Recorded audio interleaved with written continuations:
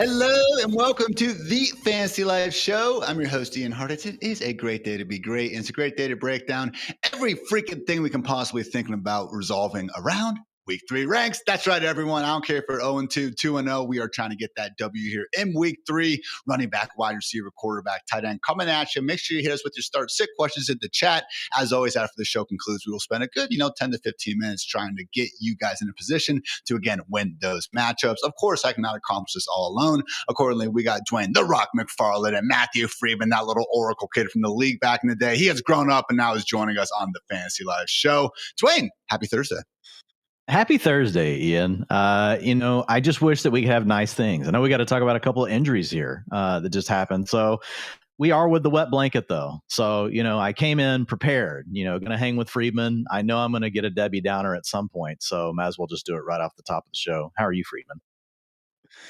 I'm good. It's funny. I really don't know the injury situation for the day until we start to look at the outline and I see what the producers have put in there. And I'm like, oh man, this guy has a toe injury. So it's the kind of thing to where I feel like I'm riding high and then I come into the show and I see the outline and we have to talk about injuries. And with that, guys, let's get right to the injuries. It is time for the DraftKings opening lines.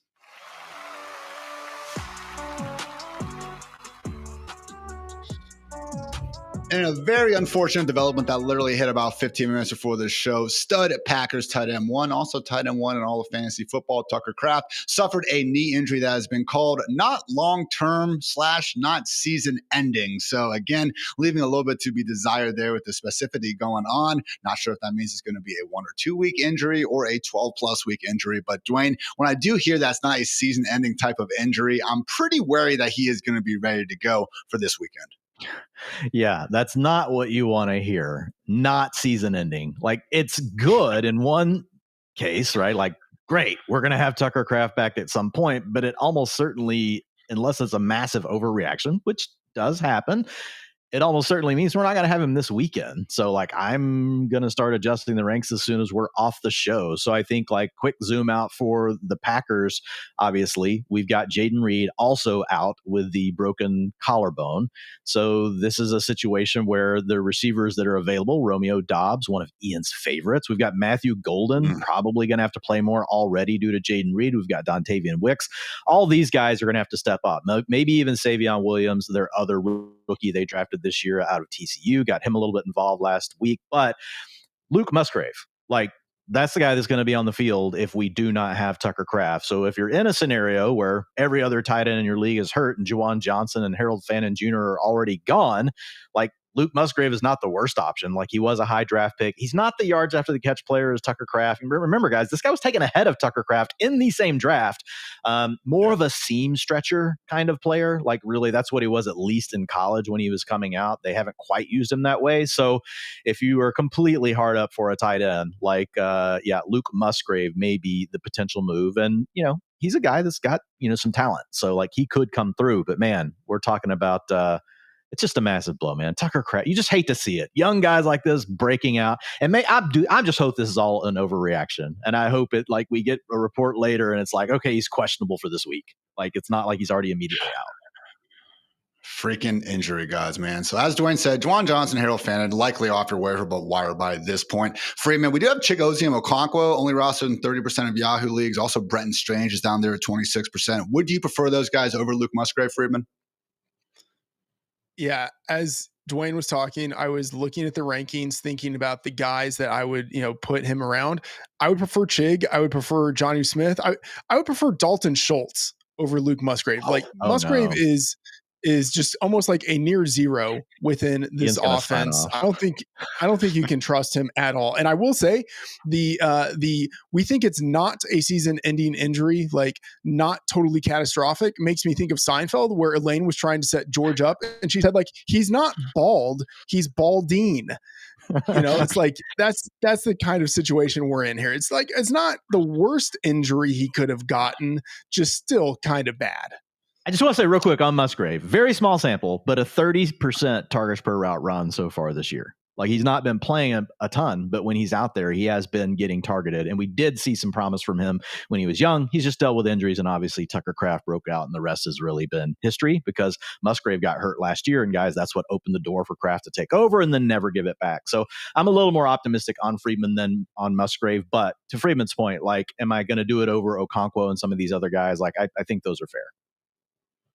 The other big injury we're talking about that honestly might tie into this as well, guys. Emeka Egbuka dealing with hip and groin issues that has sidelined him in back-to-back practices to start the week. So maybe finds a way to get out there on Friday. It was a short week for them playing on Monday Night Football, so I'm a little bit more optimistic than I normally would be with back-to-back DMPs. But either way, guys, not looking great, particularly for a Bucs O-line that will now be without 3 starters in the near term, as long as, it takes for Tristan Wirfs to get back there. So obviously Mike Evans is the wide receiver 1, Tampa Bay, as we all know. Behind him, Sterling Shepard, Ryan Miller, who caught a touchdown on Monday Night Football, free agent in my 32-team league, by the way. So that's how random that was. Cam Johnson with a K, and the Tasmanian Devil, Tez Johnson, also chilling the wide receiver room. But Dwain, maybe the answer here, and maybe the answer to our first question, a little bit of Cade Otton, that getting you excited? Yeah, Cade Otton last year, whenever we didn't have Chris Godwin, and we had, he also had some games where they didn't also have Mike Evans, which really helped him. But Cade Otton really did step up, and Baker went to him last year whenever they were dealing with these injuries. So to your point, like, these two really could tie together. Like, if we go back to last year, I mean, we look at Cade Otton in the games where you didn't have Mike Evans, and you guys can all check this sort of thing out over on Fantasy Life. If you go pull up the utilization tools, then you go to game log, and then you just switch over to the Tampa Bay Bucks. And then you've also got a filter for which year that you want to look at. This all sounds kind of self-explanatory. Basically, it's me going through it, like, as I'm trying to get to the data that I want to share with you for Mr. Cade Otton. Too bad I can't just share it on the screen here, Ian. But yeah, when we go back and we look at those games, man, really, really good stuff from Cade Otton. In week 7, 18 fantasy points. In week 8, 29 fantasy points. In week 9, 22 fantasy points. And then he had a 9-point fantasy point game in week 10. Week 6 might have also coincided with some of that. I think that's the game that Godwin might have gone down. I can't remember if it was 6 or 7, but he had 9.5 fantasy points. But look, over that stretch, I mean, you had a guy averaging, around 15 fantasy points per game. So Baker has shown whenever they are depleted, he is willing to go to Cade Otton. When they're fully healthy and they have the other guys, he really kind of becomes the forgotten man. But at least Otton did show us in a small sample last year that he could step forward. So I really like that call. If we were to find out that Egbuka's out, I think Cade Otton moves ahead of probably all the guys we named. Good job by me. Then I'll pat my own back there. Last few ones, guys. Jalen Waddle expected to play on Thursday night with the shoulder issue. Josh Downs back up to a full practice, and Tyler Warren limited after not being able to practice on Wednesday. So good news there. Brock Purdy continuing to practice. We'll see if Mac Jones has another one in him. And Ladd McConkey was seen participating after missing Wednesday with a bicep issue. Freedman, before we get moving on here, I wanted to ask you, though, because Jaden Daniels still not practicing with the knee. Friday was the earliest expected day, so we're not worried about that today. But what would be your kind of drop off in the spread and just overall expectations for the offense, Freedman, if we do see Washington have to go from Jaden Daniels to Marcus Mariota? Yeah, in the game models right now, we are about 4 points off of the market, and that's basically the difference between Jaden Daniels and Marcus Mariota. And that's the projection that we have as the difference between them within our own back end system. So yeah, I think if Jaden Daniels is out, and it seems the market is kind of expecting that he will be out, I think it drops down about 4 points, both in terms of the market moving against Washington or our projections moving against Washington, and then also a 4 reduction off of the total as well. We'll say this year the Raiders have been one of these defenses where they've been top 5 against the run, but a bottom 10 group against the pass. So maybe it could be, a situation where Mariota plays well. He honestly looked good in 2 relief appearances last year. Hopefully just well enough to get Deebo Samuel and Terry McLaurin the football. Expecting too much beyond that, maybe wishful thinking. So keep an eye on that one. As always, we have the injury roundup going live on fantasylife.com on Friday to help you get those fantasy team right. But guys, enough of that. Let's get into our RB rankings. This has been our DraftKings opening lines.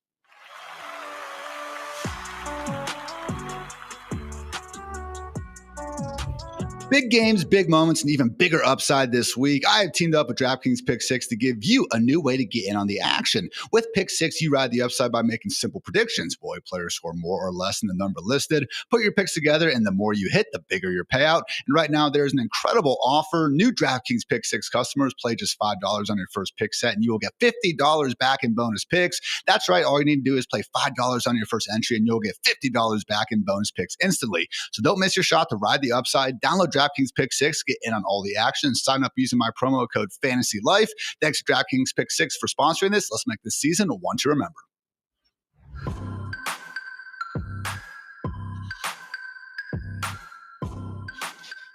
As always, we invite you guys to check out fantasylife.com for all of your rankings needs, but we do have our top 12 RBs listed on the screen right now. Mr. CMC leading things off, followed by Bijan, Saquon, Achane, and Gibbs in the top 5. We got the big dog Derrick Henry rounding out the top 6, then followed by Jonathan Taylor, Bucky Irving, James Cook, Josh Jacobs, Alvin Kamara, and Chase Brown. Moving right along to our RB2 tier, Ashton Genty slipping and sliding. Hopefully that O-line can improve, followed by Javonte Williams, RB14. What a time to be alive. Kyron Williams, Travis Etienne, Jordan Mason, Chuba Hubbard, Breece Hall, Tony Pollard, DeAndre Swift, Kenneth Walker, J.K. Dobbins, and James Conner rounding out the top 24. Guys, we're going to start things off, though, with that RB17. Mr. Jordan Mason being thrust into seemingly a bell cow role now, with Aaron Jones expecting to miss at least the next 4 weeks on IR with that hamstring injury. So, Dwain, be a lot cooler if we could, rely on the scoring upside this Vikings offense a bit more, but certainly seems like Jordan Mason is poised to immediately be flirting with a weekly workload of 20-plus touches. Yeah, I mean, that's the key. I mean, we're already talking about a guy that had 58% of the snaps and 60% of the rushing workload prior to this. So he was really already the 1A in this 1A, 1B tandem as far as when it came to getting touches, at least on the ground. Now, we did have Aaron Jones working on passing downs, but they were still pretty close in that. And when you look at Mason, an 8% target share is not great, but it might be 10 or 12. When you don't have Aaron Jones out there. So the way I look at it, Mason has averaged 12 rushing attempts and 1.5 targets per game so far. So that's 13.5 total attempts. Now you're talking about a back that's probably going to be north of 15 rushing attempts, probably somewhere around 3 to 4 targets. So I think a safe projection for Jordan Mason is 17 to 18 opportunities in this game. But he could be 20 to 25. Has that kind of room now. I mean, we've got Xavier Scott. They signed Cam Akers, so he knows the Kevin O'Connell system, so he could probably acclimate a little quicker than we think. But I think there's a really good chance that Jordan Mason just dominates this backfield this week. Now, that doesn't make it easy, Ian. We don't necessarily have the easiest matchup, at least so far. Matchup data, guys, this early in the year, it can be kind of fluky, so I don't talk about it a ton, but the Bengals defense has held opponents to 32 yards under their average for the season. So when you look at the two offenses they've played, what they've averaged, how much did the Bengals hold them under that average? And so they have been pretty good against the run. The other issue we have are the left tackle, Christian Darrisaw, still working back from an ACL, MCL. And now we have swing tackle, Justin Schooley. You can tell me if I'm saying that wrong. Freedman, that was Darrisaw's primary backup. He left week 2 with a concussion, so we don't know for sure on him. And then Ryan Kelly, their new center, left the game last week with a concussion. So we could be without all 3 of those players. And as Freedman likes to talk about, we get this, magnifying, or not magnifying, but this amplification of the issue when you've got multiple starters out. You did mention we won't have J.J. McCarthy. I honestly don't know how much that's going to hurt. I know Carson Wentz, guys, is not great, but let's be honest, J.J. McCarthy threw 8 quarters of football. 7 of them were bad, and Kevin O'Connell was obviously, really trying to run the offense a different way than what we've seen historically with McCarthy under center. So could be tough sledding against the Bengals. These offensive line issues are certainly a concern, Ian, but man, when you tell me that a guy could have 20 to 25 touches, unless his name's Tony Pollard in the first 2 weeks, I'm pretty much just on board. Is Tony Pollard is just sick? What's happened to this guy? I will say in the Xfinity Best, which is our ceiling projection on the site, and this is based on mine and Freeman's projections, 30.1 fantasy points is the ceiling for Jordan Mason. So obviously he's going to be in a role that Freeman and I both think could be, a situation where it could be pretty hefty. Kevin O'Connell was asked about his confidence level in Jordan Mason, and he was quoted saying, "I'm not sure we could have much more confidence in Jordan as a bell cow kind of back." And Freeman, you really are buying into that. You're RB13. Dwain and I just a little bit lower, RB17 and RB18. So really does sound like, Freeman, you are going to be answering the majority of start-sit questions regarding Mason with the ex-49er talent. Yeah, I mean, I think that Dwain hit on a lot of great points there. I will say that I have Carson Wentz as actually a slight upgrade for the offense relative to JJ McCarthy. And I mean, look, McCarthy, he has not looked good through 2 games. Wentz is a seasoned veteran at this point. Like, he's not great, but I mean, he's better than JJ McCarthy at this point in their respective careers. And so, yeah, the offensive line is in disarray. I think that Darisaw, Kelly, and Skule are going to be out. But Carson Wentz still lifts a little bit of that offense. And then the Bengals last year were number 31 in defensive rush success rate. I know they've been better through 2 games this year, but I still don't think they're very good against the run. So with all of the opportunities we could project for Jordan Mason, with a little bit of offensive upgrade with Carson Wentz coming in, and then with what I still think of as a favorable matchup, yeah, I think Jordan Mason is in a really good spot. Plus the Vikings at home as 3-point favorites.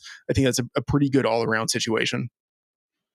Just hope, again, that O-line can gel a little bit more. Dwain spoke about the injuries, but regardless of who's been out there, guys, Vikings one of just 6 offenses averaging under a half yard before contact per carry from its RBs. So not great there, but again, volume tends to win out in fantasy, and we are recommending to start Jordan Mason in fantasy lineups of most shapes and sizes. Not quite as true for our next guy, but he is still rising up the ranks, guys. Of course, we're talking about training camp Hall of Famer Bill Krosky-Merritt for the Commanders. The new RB1 with Austin Eckler, unfortunately, hitting IR for the season with that ruptured Achilles. So sucks for Eckler. But as we know, Dwain, where injuries come, they do bring out new opportunities. So how often are you squeezing Bill into fantasy lineups here in a pretty tough matchup against Max Crosby and the Raiders? Yeah, I mean, the matchup is not necessarily ideal, but it's not one that I'm completely scared of at this point. Like I said, I mean, we're so early with some of the matchup data. I think the big thing here is I think Bill's a good bet to get 50% plus of the rushing attempts. I mean, now we don't know for sure. Like, they could come out and make this more of a 3-way rotation. They're going to surely have Chris Rodriguez active for his first game of the season. We know that Jeremy McWeapon, or McNichols, otherwise known as, like, he's a guy that can, steal some carries and things like that too. Overall, though, I still feel like Bill is the reason that they were willing to trade away Brian Robinson Jr. And now they don't really have any excuse why to not just go ahead and hand him the ball. If we don't have Jaden Daniels, though, that hurts, because Jaden Daniels really just has this gravitational pull on defenses with everything he can do. Yes, Mariota can do some of the same things as far as running around and things like that, but we all know that obviously Jaden's a much bigger threat. So, I mean, I have him as a mid-range running back 3. I'm really interested in Freedman's up. Do you have Bill versus are you being a little bit more conservative? I think we're all in line. I'm looking at the rankings now, and we pretty much all have them in that RB27, RB28 type of range. But I really like the setup. Now, it sucks that Jaden Daniels is not fully healthy, but at least Marcus Mariota is a veteran. He's been in the offense. He looked good in limited action last year in Cliff Kingsbury's system. But I will say, like, the setup. We talked a little bit a couple times last year. The spot comes up only a few times a year about the quote unquote the widow maker, right? Now, this is a situation where a team is at home. They have 3 extra days of rest because they're coming off of Thursday Night Football. And then they're playing a team that has 1 less day of rest because they're coming off of Monday Night Football. So the Commanders hit that. They're at home, and they have a 4-day rest advantage on a kind of normal week, a 4-day rest advantage over the Raiders. Like, teams in this situation have massively outperformed expectations, like by more than 5 points against the spread. They have outperformed expectations. So it's a good situation in general for the offense. I think Bill gets the first shot at usage within this offense. It all just has to be tamped down a little bit if Marcus Mariota ends up being the starter instead of Jaden Daniels. Freedman, how do you not let the producers know when you're going to talk about the Widowmaker? Like, there should be such a cool graphic for this, and we don't get it that often. Like, and there could be music for it. Like, the Widowmaker needs to be its own thing. I'm just throwing that out there. Fair enough. That is provocative. I love the Widowmaker. I'm going to adjust the ranks right now and get them up. As they stand right now, though, guys, running backs, we do have ranked ahead consensusly over Bill Krosky-Merritt, J.K. Dobbins, James Conner, Jalen Warren, Amarian Hampton, and David Montgomery. Just a little bit more sure of their workloads. And again, also the offenses with Jaden Daniels probably not being out there. That said, we will be starting Bill over guys like Ramondre Stevenson, Quinshon Judkins, Zach Charbonnet, Cam Scatterboo, among others. So again, 2 pretty obvious upgrades there. Again, just considering the injuries that happened to the backfields. But Dwain, any other upgrades you want to talk about, RB? Yeah, I mean, I think there's several names, and folks can go check out the full list over at fantasylife.com. I've got an article up with my risers and fallers for the week. Javonte Williams, you already hit on, Ian. You showed everybody how high he was, and I think the utilization and all the data backs that up. We should stick with that as long as it's running. So I won't go too deep on him. But one other name that I would mention is, and look, this pains me. Sigh, eye roll, gag reflex. That's what I wrote to start the article when I was talking about this player. But it's Ramondre Stevenson. Okay, I've gotten over the fact that the name I want to be here is Trevion Henderson, and I eventually think Trevion Henderson becomes the name we're talking about in this riser section. But right now, all I can say is Ramondre Stevenson has had 66% of the team snaps over the first two games, and you guys know, we can throw everything out the window, and if you just followed snaps, you'd do pretty good with how you're going to be able to score fantasy points. So Stevenson's in a nice spot against the Steelers defense. I don't know what's going on, Freedman, but I mean, they have been destroyed by the Jets and Seahawks. This used to be a unit that prided itself on stopping the run. I'm not saying they still don't have that pride, but it's not showing up in the box score. The Steelers have boosted opposing rushing attacks by 7.4 fantasy points per game so far. Again, guys, small sample, but the Steelers defense looks really bad, and Ramondre is the lead back right now for the Patriots. So high-end running back 3 territory is where I got him. I couldn't quite squeeze him into the top 24 just because with Trevion hanging there, and they still give Antonio Gibson a little bit of work, but I would say Ramondre is deserving of an upgrade, Ian. One of those running backs who did really make the Steelers look awfully flimsy on the ground back in week 1 was Breece Hall. Not the easiest matchup this week, though. We are not going to have Justin Fields out there, and they will be taking on the Vita Vea-led Buccaneers front seven. That, again, has been one of the most dominant run defense groups to start the season. So, Freedman, looking at our rankings for Breece Hall, you have him as RB18. I have him RB19. Dwain has him RB20. So, I'm not saying you shouldn't be starting Breece Hall, but maybe just temper the expectations for someone who did look really good in week 1 before crashing back to earth in week 2.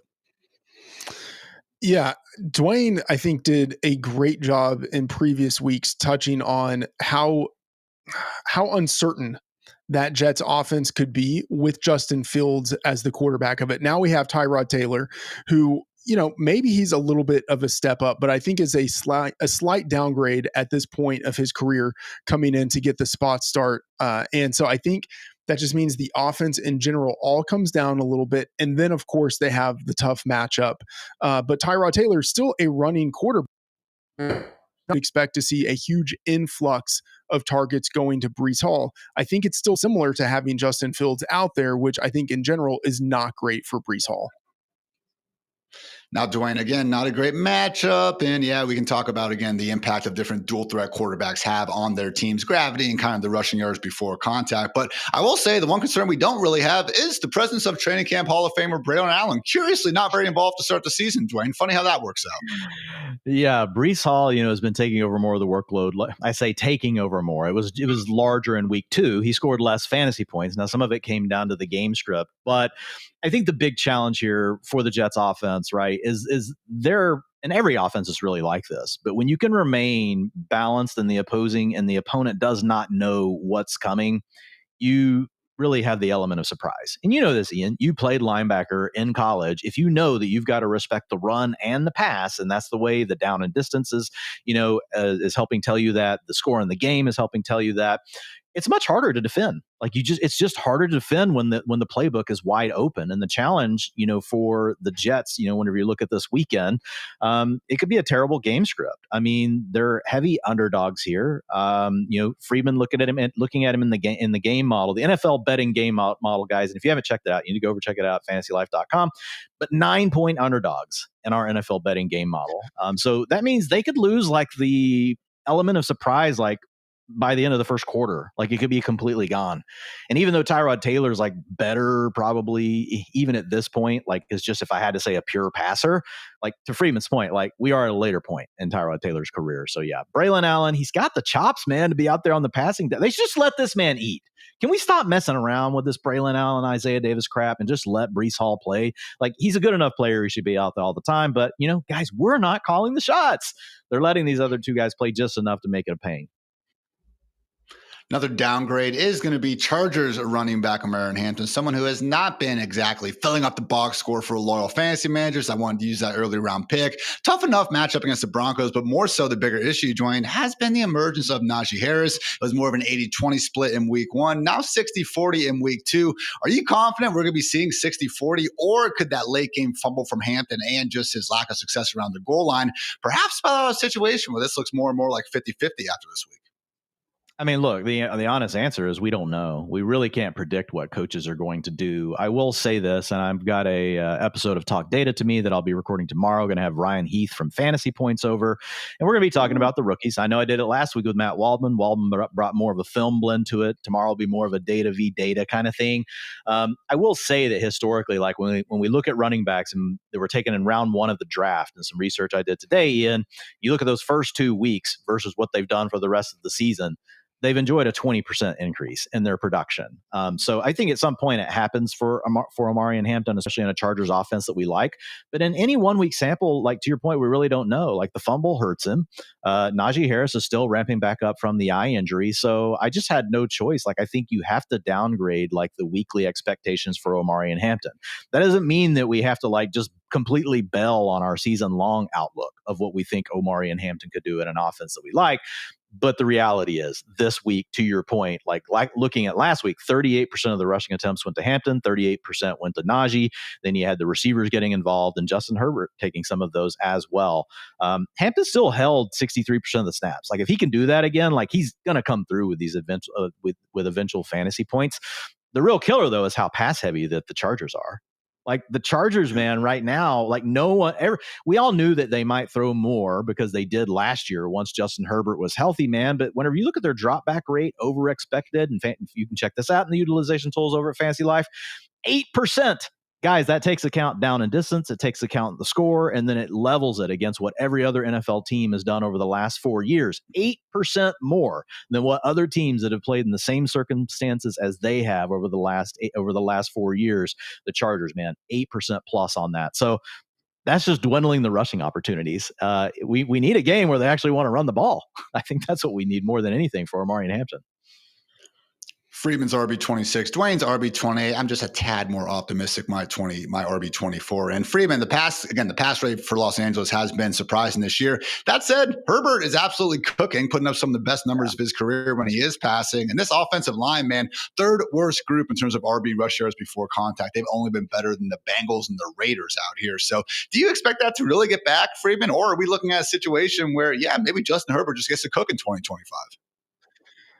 I think Justin Herbert's going to cook, especially because, as you mentioned, the offensive line, they're not as good at run blocking as they are at pass blocking. And they have 3 wide receivers that they like getting the ball to. And Hampton, I think he's really talented. That's reflected in the draft capital that the team invested into him. But they also invested a little bit into Najee Harris. And the offensive coordinator, Greg Roman, has this history of annoyingly splitting backfields. And Najee Harris is like the perfect type of player to play a Gus Bus role. And I think that will be just enough in a pass-heavy offense to keep Omarion Hampton from really reaching the heights that we would want. That said, I'm with Dwain in that I would expect him to perform better for the rest of the season than he has now. I think he's a buy low in both redraft and in Dynasty. By the way, guys, Najee Harris, pretty good handcuff stash that honestly could carve out some flex value if we see this continue to, again, trend towards being more of a 50-50 split. Still available in over 60% of leagues on ESPN and Yahoo. So keep an eye out for that if you, again, happen to have an extra bench spot, cut your second QB or, God forbid, a DST or kicker or anything like that. Dwain, any more downgrades you want to touch on? I think we hit on the big ones here, but I mean, I would just say there are a couple that we could throw out there as far as the running backs go. And whenever we look at some of the matchups that we have going this week, what just happened? Sorry, guys. Sorry, I had Breece Hall in there. No, I don't have another one. Just go on. That's great. Thanks, programming Dwain, on my part. Yeah, was that awesome? Let's get into our bull calls then, guys. As always, Dwain's going to give his Sicko start. Freeman's either going to have a warm or wet blanket, depending on how he is feeling. And, of course, we got some Hartitz heaters coming at you as well. So Dwain starts off here with a Sicko start if you're ready. Yeah, Tyler Algier, running back for the Falcons. So there's a couple things I like about this play, guys. Number one, he's available. You know, my Sicko starts, like, you can't be rostered in over 50% of leagues. He's rostered 35% of the time, only being started 4% of the time. And like, here's the case for Algier this weekend. Number one, he's been surprisingly active in the Falcons run game this year, man. He's handled 42% of their rushing attempts. He's averaging 13 rushing attempts per game right now. That could feel more like 25 when they play against the Panthers, who are giving up 20.1 fantasy points per game to opposing running backs this year on the ground alone.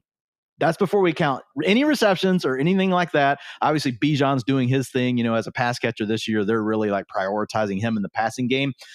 They've propelled opposing rushing opponents or backfields to plus 2.9 points per game so far. So I like the matchup. I think the other nice thing here is Algier's already one of the best handcuffs in fantasy football. Now, knock on wood, we never ever, please God, no. Please God, don't do this. But if something were to happen to Bijan Robinson, and Tyler Algier is sitting on your waiver wire, he's going to be an empty the entire bank kind of player come next Tuesday. So there's like this double thing here. You get him in a matchup where you got the team as, a favorite against a good matchup against the Panthers, probably going to come through with like 10 fantasy points for you if you really need it. And man, there's this contingency upside that if something were to happen, like, you've already got this player on your team. So I think he upgrades to that borderline running back 3 territory. I think he's flex worthy if you need running back help.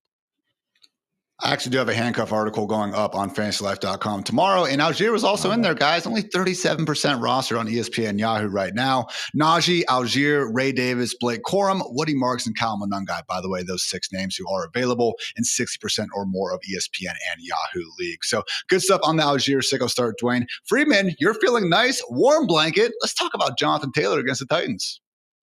Yeah, I'll just echo. I agree with everything that Dwain said there. With Jonathan Taylor, I mean, obviously, if you have him, you're starting him, but I'm thinking he just totally smashes. I have him ranked as my RB4, and I really wanted to put him at RB3. I have a feeling he might end up going there before all of the games kick off on Sunday. Taylor, in terms of the raw usage, number 1 in running back snaps, number 1 in rush attempts, number 8 in routes. Last week, he was literally the only Colts running back to touch the ball. Like, that is just absolutely dominant usage. And with that kind of utilization, not a surprise. 313 scrimmage yards is what he has, an NFL high. He's a 3.5-point road favorite. So I think the Colts are going to continue to lean on the ground game. And they're number 3 in the league with a 52.5% rush rate. 20 plus opportunities in both games this year. I think he's going to be featured heavily. And then I love the matchup. The Titans could be without Tavondre Sweat, who's their run stuffing nose tackle. They've been terrible against the run this year. Numbers 31 and 32 in defensive rush DVOA and EPA. And last year in 2 matchups against this defense, Taylor had 218 yards rushing and 3 rushing touchdowns. Like, I think he could have those marks like this game. That would be like a bold call, but like 200 yards and 2 touchdowns, like well within the realm of reality. Yeah, 200 touchdowns, just absolutely breaking the scale of reality there. But I think Jonathan Stewart just absolutely smashes, and he's someone that I would be looking to kind of get exposure to in SGPs and stuff like that. Man, going to be tough to get 200 touchdowns, though, if Daniel Jones continues to be such a nuisance around the goal line, guys. This season, top 2 rushers in terms of carries inside the 5-yard line. Josh Allen, number 1 with 5, and Danny Dimes himself, number 2 at 4. So good for Daniel Jones fantasy managers, but come on, man. JT got you down there. Give him at least one crack at it. Guys, for the heart of Teeter, I'm going with everyone's least favorite running back, DeAndre Swift, going for 100-plus yards and a touchdown against our Dallas Cowboys. I think that if you just kind of remove the name and just simply look at the position this guy is in, okay? 35 touches over the first 2 weeks. So clear RB1. Nobody is disputing that. For an offense implied to score the 6 most points of the week, going up against a defense that has the 3rd worst group in EPA allowed per play, potentially in a bad weather game, depending on how the weather gods are going to be treating things in Chicago this weekend. So I get it. Everyone hates DeAndre Swift. He's the least, good vision running back in the history of mankind and everything. He's also, despite all that, still averaging 4 yards per carry, which is better than guys like Saquon, Josh Jacobs, Christian McCaffrey, Bucky Irving, amongst others. So yeah, the Bears offensive line opening up big holes and actually being good in terms of RB rush yards before contact per carry has been a big reason. So maybe that's actually going to help the lead running back, who no one wants to be a lead running back, but guess what? He still is anyway. So my RB21, Dwain's RB19, Freedman's RB24. I do think Swift has that explosive pass catching ability we want. Maybe isn't the prettiest in the world, but again, trust the archetypes, trust the profile. I'm saying it is gross, but trust DeAndre Swift this week against the Cowboys. So good stuff on RBs, fella. Now let's get into some wide receiver talk. First, a quick word to our friends over at Paramount Plus.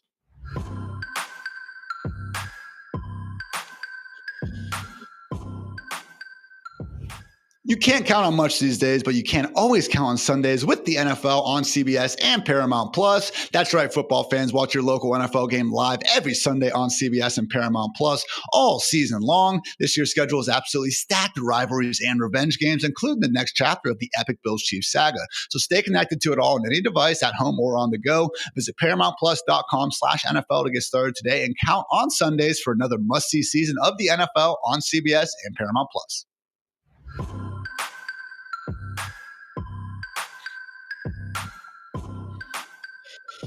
Wide receivers, got our top 12 consensus ranks over at fantasylife.com on your screen right now. Shout out YouTube and TV viewers. CeeDee Lamb taking over the top spot here due to some of these quarterback injuries, followed by Puka Nacua, Malik Neighbors, Amon-Ra St. Brown, Jamar Chase, and Justin Jefferson, the top 6. Fun seeing those guys square off this week. Not so much with those backup QBs. Wide receivers 7 through 12, we got Nico Collins, Jackson Smith, and Jigba. Zay Flowers, welcome to the top 10. Drake London, Devontae Adams, and Brian Thomas Jr. Clearly our rankers still not too concerned about the slow start there. In our wide receiver 2 ranks, though, Mike Evans, Ladd McConkey, Deebo Samuel, Garrett Wilson, A.J. Brown, and Rome Odunze filling out the top 18, followed by Tyreek Hill, Tedero McMillan, who should be really benefiting guys, again, from just a matchup against the Falcons, who will be missing number 1 cornerback A.J. Terrell, Jacoby Myers, DK Metcalf, Terry McLaurin, and for now, Emeka Ibuka filling out our top 24. So someone who is not in that top 24, but isn't too far behind, guys. 49ers wide receiver 1, I think we can say, Juwan Jennings going up against the Cardinals. And Dwain, I want to start you off with a stat from Rich Rebar. Love Rich, love Reeves. He's been on Talk Data to me, I believe, recently, and obviously a friend of the show. But this year, okay, actually for the career, Juwan Jennings, Ricky Pearsall, okay, they have 47 routes with each other on the field and no George Kittle. On those plays, Juwan Jennings, 13 targets, a 27% targets per route run rate. Ricky Pearsall, just 6 at 12.8. Again, nothing against Ricky Pearsall, but when these two have been out there, Dwain, Juwan's been the number 1. Yeah, I think at this point, we just have to say that Juwan Jennings is the better receiver until Ricky Pearsall proves otherwise. And that isn't to say that Ricky Pearsall won't ever do it. But I mean, through 2 games, he's got a 22% targets per route run this year versus 16%. Not as cool as the stat that Lord Reeves pulled, but thank you for giving us that, Ian, because yes, it just further tells this story. And this goes back to last year as well. At the end of the year, when we had Juwan Jennings and we had Ricky Pearsall available, and you had Brandon Ayuk out, you had Deebo Samuel missing time. So this story has been going on for 2 seasons. So I think we just need to call it what it is. And whenever you look at the 49ers last weekend, we may have Brock Purdy back. We'll see. Like, he's questionable at this point. You know, he's got the toe injury. Last week, we thought it was for sure going to be out 2 weeks. Now, suddenly, you know, this is Kyle Shanahan, guys. We don't know. But here's the point. Mac Jones played well enough last week. He threw for 279 yards and 3 touchdowns, 0 INTs. Jennings is my wide receiver 29, and I'm with Reeves. I'm with you guys. I just think we need to treat Juwan like the wide receiver 1 in this offense until it's proven otherwise. And so I think we could honestly, if he has another good game, like, we might be talking about him more as a wide receiver 2, especially when Purdy's back around. Hopefully he does have an opportunity to have another good game. He is dealing with the ankle and existing shoulder injuries. Kyle Shanahan said earlier this week that he considered him day-to-day and didn't sound too concerned about it. That said, Jennings was not seen at the start of Thursday's practice. So Freedman, Jennings is your wide receiver 30. Obviously, you are a fan as well. If we don't see Jennings out there, though, how willing would you be for Freedman to kind of boost Ricky Pearsall maybe up into that low-end wide receiver 2 range? I don't need much encouragement to be high on Ricky Pearsall. I agree that Juwan Jennings is, when they're both on the field, he's the number 1 wide receiver. But Pearsall, when he's been out on the field in his 5 starts, he's actually been pretty serviceable. He has like around 400 scrimmage yards in those 5 starts. I guess 6 starts now. But I am a little wary about Juwan Jennings. He deserves the upgrade if he's going to be out there, but he missed practice on Wednesday, missed practice on Thursday. He's dealing with both ankle and shoulder injuries. He had the ankle injury entering the year and then had the shoulder injury. He had a calf injury and then the shoulder injury and then got the ankle injury this past week. Like, I'm just, increasingly skeptical that he's going to be out there, but we just have to wait and see. Right now, I have him projected and ranked as if he's playing, and we'll have the full route tree, the full complement of snaps, but I'm less and less certain that we actually see him this week.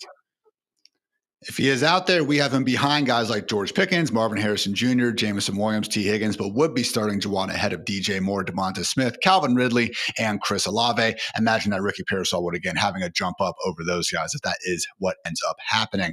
Another upgrade we do have is for Rome Odunze, the Bears wide receiver one, I think we can say, at least through 2 weeks here. Again, squaring off in what will hopefully be a very fantasy-friendly shootout against the Cowboys. So, Dwain, again, you've really been high on Rome Odunze ever since we saw some good underlying stuff in week one. And now all of a sudden with another week to, again, really just be basking in all the targets per out run here, really liking his matchup against the Cowboys defense that has already allowed a league high 453 receiving yards to opposing wide receivers. Yeah, I mean, no pressure, Juwan Jennings, but in week one, my headliner was Debo, and in week two, it was Rome Odunze. So, you better be healthy and you better be out there. We'll see what happens with Jennings, but just keep an eye on our ranks. We'll update it. But yeah, I mean, with Odunze, Ian, like you mentioned it, look, he leads the Bears in target share by a large margin. He's at 27%. That's 10 percentage points ahead of the next closest option, which is DJ Moore. And I still think that DJ Moore is going to end up being okay this season. It's just that Rome is clearly taking a step forward. This was a guy that was a top 9 NFL draft pick. You mentioned it, Ian. The Cowboys have been terrible. How do you let Russell Wilson do the one thing he can still do good, and you actually set your defense up to invite it, which is deep shots down the field? And what an amazing pass to Malik Neighbors. It reminds me of the days when that's how defenses played, and I honestly just want them back. Can we just get a single high safety with man coverage back? Can that come back in the NFL so we can see these high-scoring games and these big passing attacks? When you look at Rome, the Cowboys, man, they have licensed a 12.8 fantasy boost to opposing pass catchers. So that's spread out across all the guys catching the ball. Guys, that's the number one matchup in the NFL. So all the things Ian said just wrapped into a different data point, and you guys can check it out over at Fantasy Life. We call it the DVP tool, so defense first position. Rome's in an absolutely great spot. We've got a game where it could be a shootout. The Bears carry the 5th highest total on the slate at 25 points. So I've got Rome as my wide receiver 16. Freedman, we're just a tad lower, our wide receiver 19. That said, that means you have him ranked ahead of Tyreek Hill, Tedero McMillan, Jacoby Myers, and Terry McLaurin, amongst others. So feeling pretty good in the spot. Yeah, I still want to be very optimistic on Odunze in the spot, so I might need to bump him up a little bit in the rank so I can get closer to Dwain there. Like Dwain, I mean, I highlighted Odunze in my favorites piece this week. The matchup with the Cowboys is delicious. The Cowboys have been so bad. They're coming off of an overtime game that went the full 70 minutes, so this team is exhausted. They're probably going to be without cornerback Deron Bland once again, and there's the revenge angle of they're going against Matt Eberflus and his defense. If there's a team that knows Eberflus's defense better than any other team out there, it's the Bears, because they just used it for 3 seasons. So I feel like they might have a little inside track on knowing, hey, this is how we want to attack it. And it's not like you need to be a genius to know how to attack that defense. You just saw Russell Wilson do it. So Odunze, I'm really optimistic about him. The 20 targets that he's had in 2 weeks is near elite level stuff. And then what he's done with those targets has also been fantastic. So I'm right there with Dwain. I think Odunze has a massive game this week.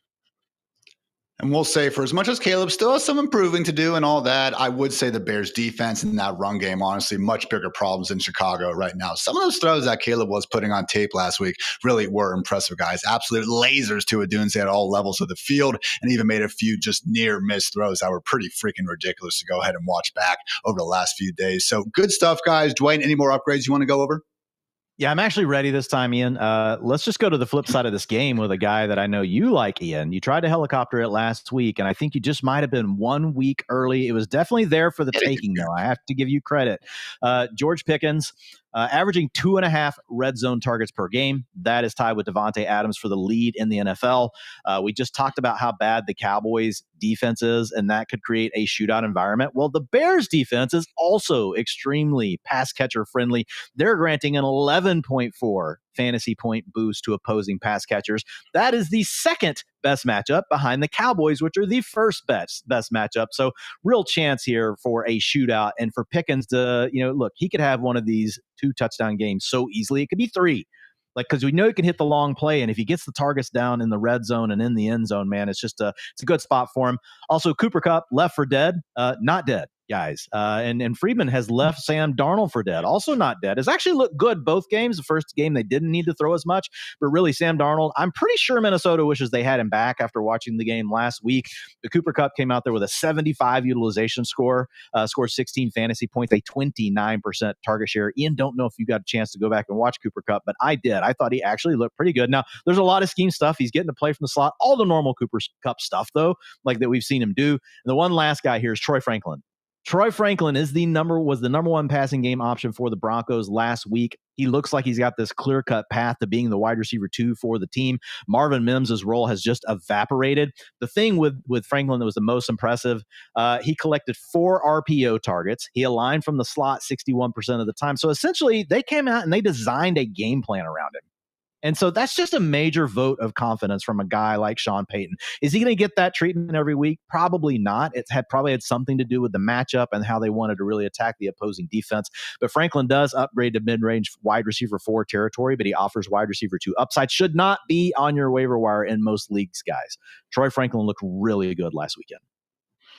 Just hoping that usage sticks. As we know, Sean Payton can be a little finicky week to week, but yes, certainly will be due for maybe an even bigger jump up the ranks if we see that sort of usage again in a week 3. That said, guys, with upgrades, there are always downgrades. So we got to talk about Bengals wide receiver Tee Higgins. As we guys saw before, we did have Jamar Chase still as our consensus wide receiver 5. Higgins, not so much. Dwain's wide receiver 26, my wide receiver 28, Freeman's wide receiver 32. So Freeman, it's one of these things where I think other weeks maybe he will be slipping into the top 24. But man, first game now with Jake Browning fully under center. Also going up against Brian Flores and the Vikings defense that are second. He paid a lot for dropback so far. Really not loving the spot for the contested catch artist. Yeah, the matchup is part of it. The fact that it's the first week with your new starter is part of it. In Dwain's utilization report, I thought he did a really good job of breaking down exactly what the downgrade is. In terms of yardage, it's not that big of a downgrade in terms of like the guys being able to get their yards. The downgrade from Burrow to Browning is like 5%-ish in yards. The real downgrade is just in the scoring opportunities that these guys are going to have. And I think that's going to impact the number 2 wide receiver much more than it impacts the number 1 wide receiver in Jamar Chase. So a negative situation for Tee Higgins. He still has a chance of getting the yards, but the touchdown opportunities, I don't want to say they've evaporated, but they have significantly been impacted. In addition to the yards, I will give Jake Browning credit for really not being afraid of forcing the football in some tight windows. Next Gen Stats actually has a rating for this called aggressiveness. That is your percentage of passes in tight windows. And he's number 1 so far this season. The top 8, Dak, Daniel Jones, Geno, Rattler, May, Ward, and Burrow. I really do think it reflects the eye test. So, Dwain, again, I don't think we're expecting the Bengals offense to fall off a cliff or anything like that. But, man, you go from maybe the best, passing attack in the NFL to Jake Browning. Like, we're still talking about a warranted downgrade here. Yeah, with Joe Burrow, there's a reasonable probability. Like, when I say reasonable, like the upside is reasonable to say that he could throw 4 to 5 touchdowns in any game. Like, and that kind of comes off the table now. Like, you're hoping that Browning throws 2. You're hoping Browning throws 3. And he's capable because of what you said. He is willing to push the ball down the field.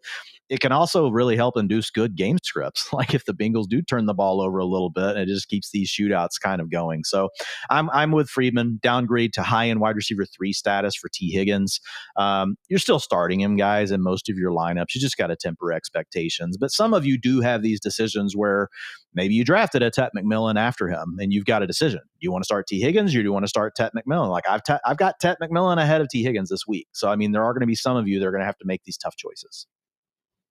I am also team T-Mac over Higgins in this one. Let's talk about the Eagles wide receivers, guys. 2-0 for Philly, kudos and everything, but man, it's been a tough watch, particularly through the air. The Eagles are the only NFL team that has not completed a pass in the intermediate area of the field yet, 10 to 19 yards downfield. I mean, Jalen Hurts' next-gen passing chart just made me want to tear my freaking eyes out, guys. Like, it was a rough experience there in the Hartitz household. So going into this spot here against a Rams defense that, yes, hasn't exactly played anyone, but they have been dominant with their oppositions. Higgins. Dwain, AJ Brown's your wide receiver 20. Devonta Smith is your wide receiver 37. Freedman and I just a little bit more optimistic, but I hate to even use that word. So, Dwain, talk about, again, these Eagles wide receivers and really just, again, the lackluster passing game we've seen in Philly. Look, I'm just going to go on a rant. Like, the Eagles offense, it's terrible to watch. It is the most boring product the NFL has. It's one of the most boring things to watch on the planet. Like, I would honestly maybe flip over to a Lifetime show that my wife might want to watch instead of the game when the Eagles are playing. And Eagles fans, please realize this is not a Cowboy fan ranting against you. You have a loaded offense. You have a general manager that has put together an impeccable team. And Nick Sirianni wants to push his way one play at a freaking time to another Super Bowl. Come on, man. You freaking have Devonta Smith, who'd be a wide receiver 1 on a lot of teams. You got AJ Brown, who's one of the best 6 wide receivers in the league. We can't scheme them up any targets. We can't scheme up something more creative. We got a team that ranks 29th in dropback rate over expected at -8%.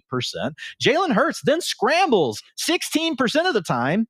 And 10% of those, I'm going to say someone is actually open. But he's still deciding to scramble. Now, the thing is, no one's able to push them out of this, and so they keep winning these games. So are they going to change? Probably not.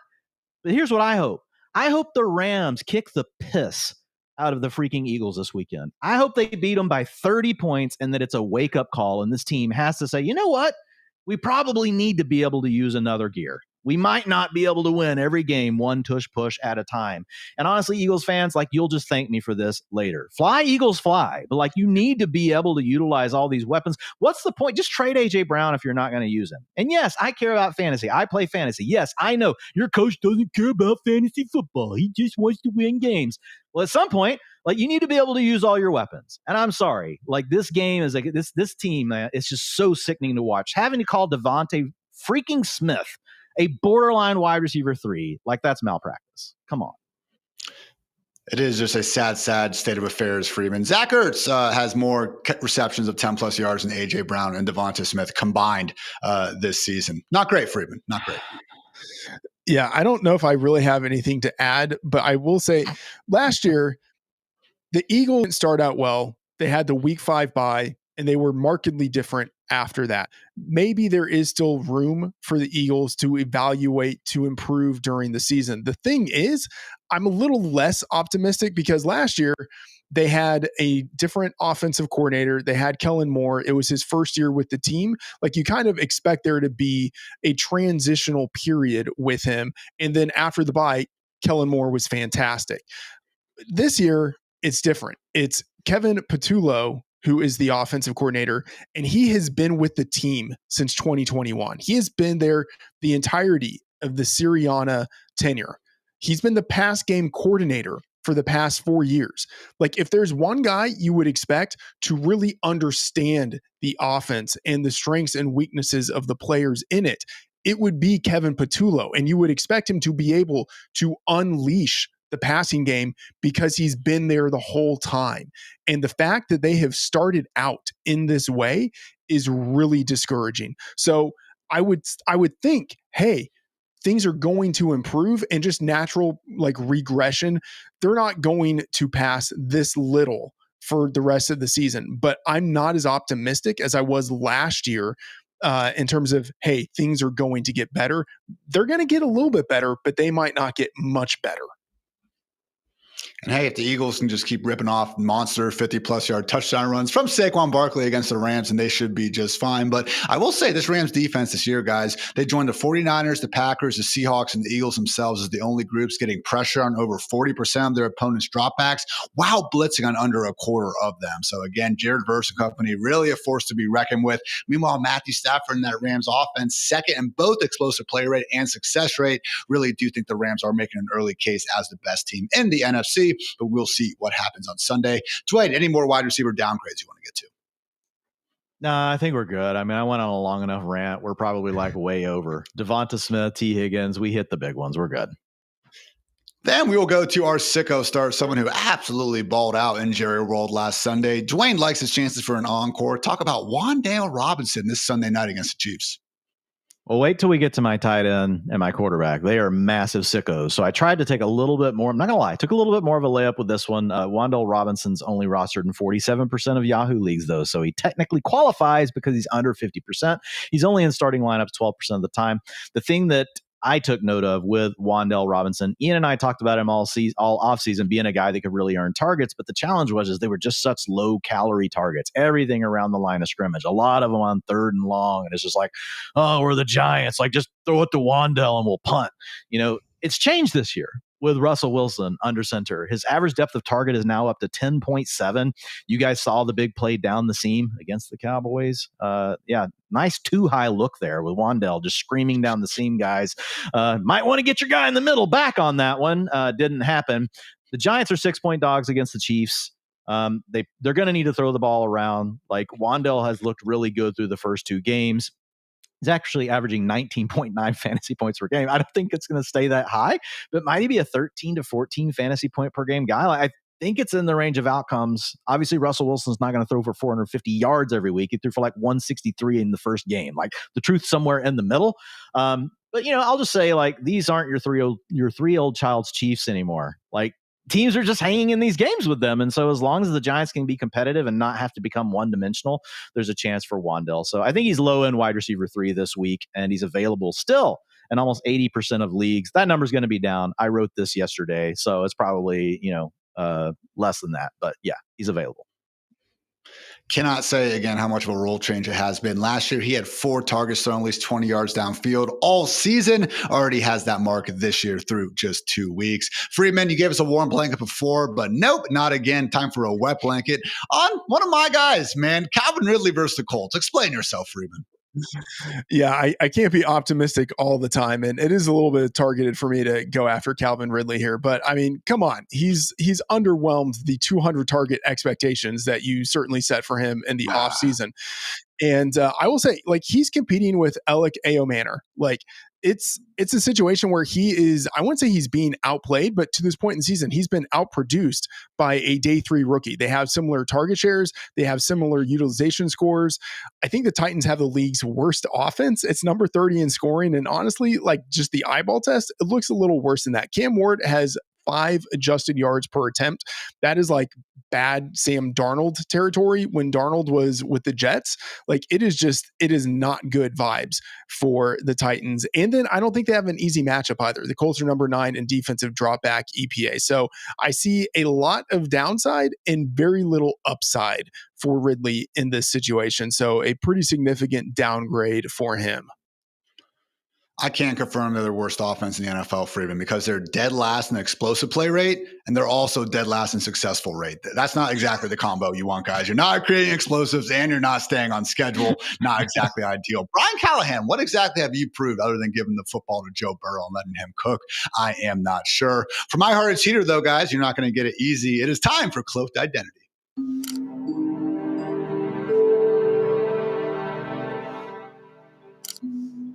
As we do here on the Thursday Fantasy Live show, I'm going to give the fellas 4 clues, and they will try to guess who my Hartitz heater is. Guys, starting off, this 27-year-old wide receiver has 3 1,000-yard seasons to his name in his career. This could be a lot of guys. All right. Nothing it is. He is currently averaging a career low 51.5 yards per game, despite being in an offense with very little wide receiver competition. Career low 51 yards per game. No competition. I don't know. Keep going. Freeman just lurking over there. He is set up well. He's waiting for me to guess so that he can roll people out. So I'm not helping him. Look at him. He's set working. Up well against the league's 20. Shut up, Dwain. He is set up well against the league's 28th ranked defense and EPA allowed per drop back, and they have been missing their number 1 cornerback.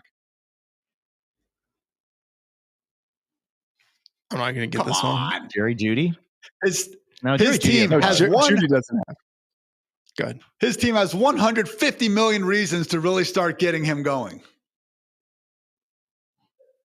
DK Metcalf. God, this is embarrassing. Hey, there you go, Dwain. DK Metcalf, come on down. That's just right. tell me to Again, shut up, 3 1,000-yard seasons to his name. Very little target competition. Hasn't been horrible. Got a couple touchdowns on the board, but certainly not exactly meeting expectations just yet. But he is set up well against that Patriots defense. Christian Gonzalez has returned to practice, but just trying to read between the lines there, it sounds to me more like they're trying to get him ready for a week 4 return. I could be wrong, and I will say, guys, if I am wrong and Christian Gonzalez is back out there, that would be a situation where I'm not ready to go as hard in the paint for DK Metcalf. Probably would change my pick here to Garrett Wilson, because as much as Dwain loves hating on Justin Fields, he does have a point from time to time, and I actually think it could sadly be a bit of an upgrade for Garrett Wilson going up against the Buccaneers with the artist formerly known as Ty God under center. But if not, give me DK Metcalf again in a spot that I do think he could take advantage of. Underwhelming Patriots defense so far, but hey, when you got Antonio Gibson, the baller that he is, returning kicks for touchdowns, still works out in fantasy land. So shout out DK Metcalf, and shout out to Cloaked Identity, guys. Cloaked is your all-in-one solution for privacy, safety, and security, protecting your identity, blocking spam, and keeping you safe from digital threats before they reach you. We love data over here. In fact, Dwayne has a weird infatuation with it, but we don't like our data being exposed to data brokers from around the web. Cloaked has you covered, though. Cloaked will scan for your info, your name, address, phone numbers, all that jazz, and erase them from more than 140 data brokers online, cutting your spam, scams, and risk of identity theft at the root. You can get started today with Cloak's free risk scan at cloaked.com/fantasy, courtesy of Matthew Berry's Fantasy Life, to see where your personal information is exposed, and then sign up with 20% off with code Fantasy Life. Again, that is cloaked.com/fantasy.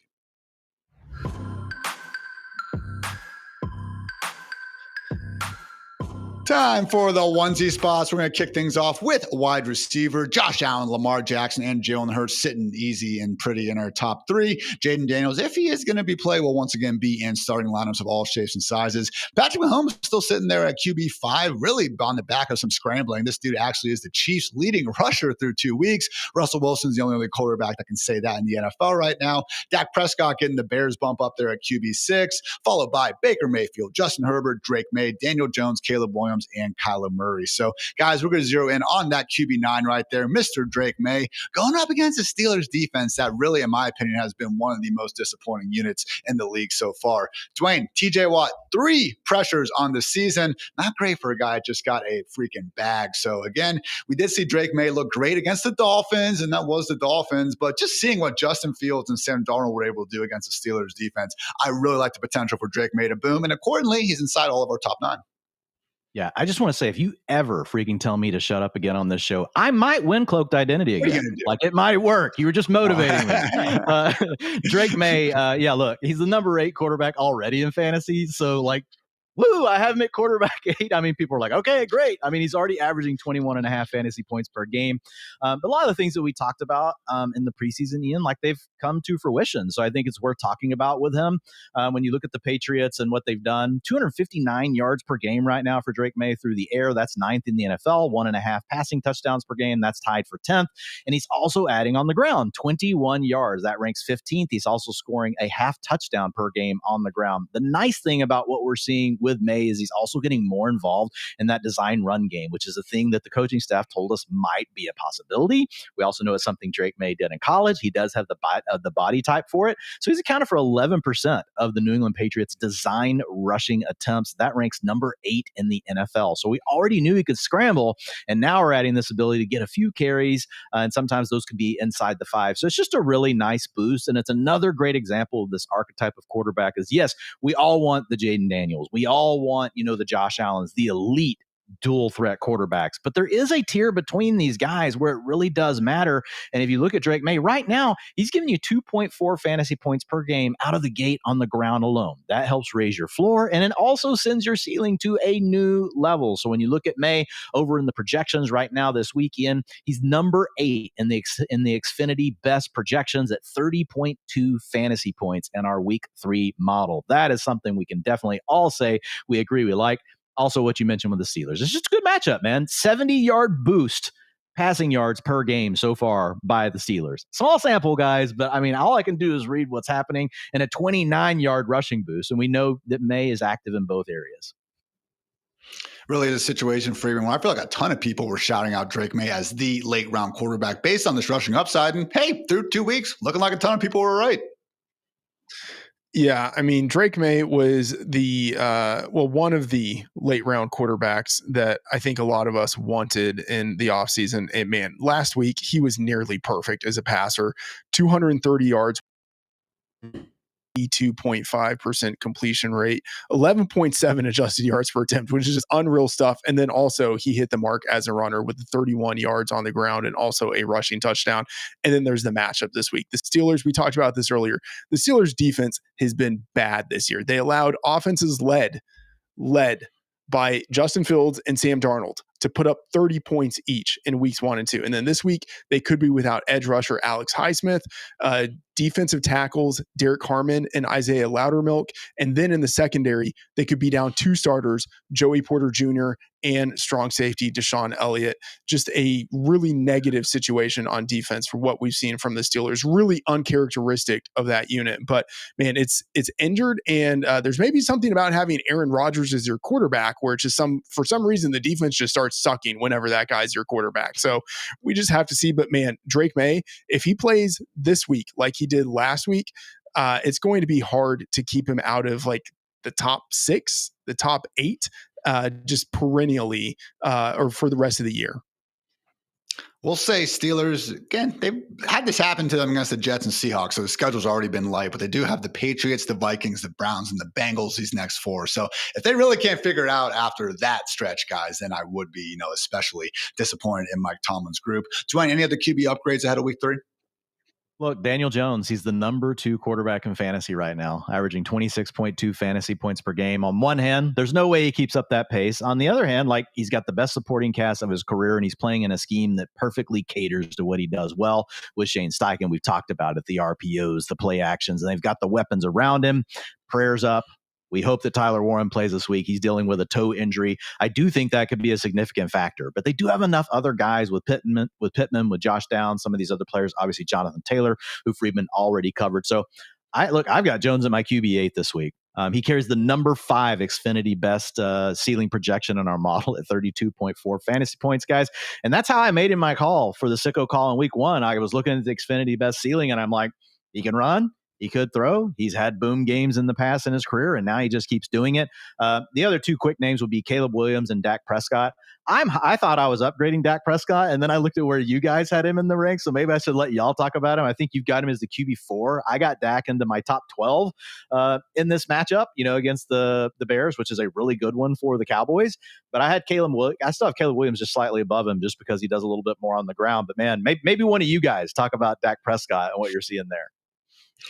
I think we've seen this matchup again. Is just going to be fantasy friendly. The game total, we talked about the bad defenses, should be fairly self-explanatory. Again, just please pray, weather gods, give us this potential shootout here between the Bears and Cowboys. It's all we ask. So again, good upgrades there. Dwain, you did mention again Tyler Warren. He was limited in practice today, so we are expecting him to be good to go.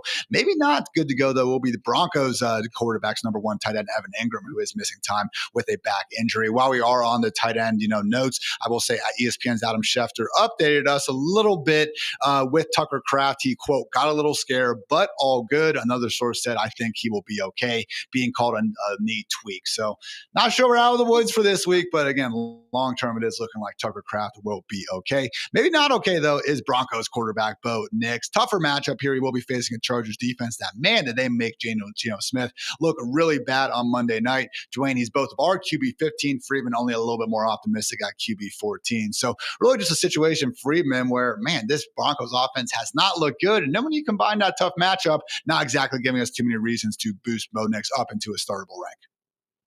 Yeah, there's the matchup, but I was already entering the season fairly pessimistic on Bo Nix. I had him on my do not draft list. He has a reasonable floor, but man, as a rookie, he was okay. He was a good runner, a better than expected runner, but as a passer, he was number 19 in composite EPA and completion percentage over expectation, number 25 in adjusted yards per attempt. As a poker, and this was after starting, 60 games in college. What we saw out of him as a rookie was kind of, I don't want to say that's peak Bo Nix, but I think the room to grow from there is not as significant as what we typically see out of a second-year quarterback. So I think we are starting to see some growing pains, and then there's the matchup on top of it. I'm just going to be kind of pessimistic on Bo Nix until we start to see more out of him. Just 5.5 yards per attempt through 2 weeks. That ranks 29th among 34 qualified quarterbacks. Dwayne, I was going through our waivers last night for Real-Time Sports, and I was trying to get that Chargers defense, man. So hopefully we're on to something here. Hopefully we are on to something. I'm not as pessimistic for Bo Nix as Freedman is like for the rest of the season. And the reason why is he does fit into that category of quarterbacks that can run enough. And he's gotten 15% of the design rushing attempts for his team this year. Like, so that's ultimately going to end up paying off. Still plays in a good scheme with Sean Payton. So I think he probably is still a top 12 quarterback this season. Could even be more like, number 7 or 8. But it is the matchup this week against the Chargers. And I do use the NFL betting model when I work through my projections, which is part of my rankings process. And I gave a hat tip to the wet blanket, a.k.a. Matthew Freedman, right here on the show. And he has this team total at 20.9, which is even lower than what Vegas has it. So, yeah, I did downgrade Nix to QB 15, but the rushing prowess is enough. I do want to just say this, though. I admire the fire in this man's belly. Twice now, we've seen him be willing just to go back and forth with Sean Payton, a very arrogant and know-it-all human being that's also your head coach and could bench you, and Bo Nix not backing down. So I do support it. Love to see that. Just would hopefully love to see, again, a bit more of an efficient Broncos offense. So we will see what happens there. That said, guys, let's get some bold calls going. It's time to go hard.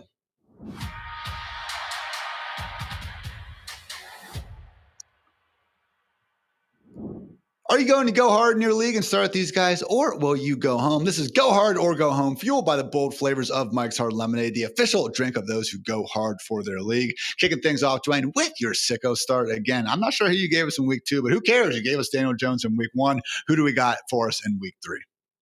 Week 2 is Trevor Lawrence. He still came through with the touchdown passes. He and Brian Thomas Jr. still not quite on the same page, but it worked out okay. So I'm going to go major Sicko here. And we're going with Ty God. We're going with Tyrod Taylor. I know we've said a lot of negative things, so this feels very contradictory, like based on everything we've said on the show so far. And I put that in the column I wrote. I realized I just wrote something negative about Breece Hall and basically all the Jets. And all those things still apply. Like the element of surprise and those things could be lost very early for this team. But the bottom line is Tyrod Taylor, even at this point in his career, is a better passer than Justin Fields. Over his last 8 starts where he played at least 80% of the snaps, Tyrod hit 237 yards per game. He reached 270 in 4 of 8 games. Using the same criteria, Justin Fields sits at 178 for his average and reached 270 4 times in 35 tries. So there's just a little bit more upside here in the passing game with Tyrod Taylor as far as just trying to hit one game where you do both. And you heard Freedman talk about it. He's going to be involved in the game on the ground as well. He's averaged 4 scrambles per game and 1.6 design rushing attempts over the last 3 seasons in games where he played at least 80% of the snaps. Now that is the key, guys. Tyrod Taylor is one of these players that, man, like he could be hit, he could be hurt at any moment. So there's definitely a risk here with an older player that does put himself at some risk with the way that he likes to play the game. But the Bucs, they've been that funnel kind of defense, Ian, really tough to run against, but they've given up 4.1 points per game as far as a fantasy boost to opposing quarterbacks this year. So when you put it all together, guys, don't get this twisted. He still ranks as a low-end QB2 for me, but when you look at the factors he brings to the table, he has the skill set to boom. And when you look at the Xfinity best projection, it comes out to 27.3 points. And it's because of what he can also do on the ground. And he has shown this historical ability to boom in the passing game. So that's what we're looking for when we're looking for a bold call. And so, yes, I will go Sicko call Tyrod Taylor. And hey, hasn't had, a meaningful start in quite some time. But that said, 5 garbage time drives over the last 2 seasons, 4 touchdowns for Tyrod Taylor-led offenses. Hopefully he can get a few more of those this Sunday. Freedman, we mentioned Dak Prescott earlier. You going back the warm blanket for your Cowboys. What can go wrong? Yeah, I'll just quickly second the Sicko start for Dwain. Do love Tyrod Taylor as the Sicko start is like your desperado type of play this week.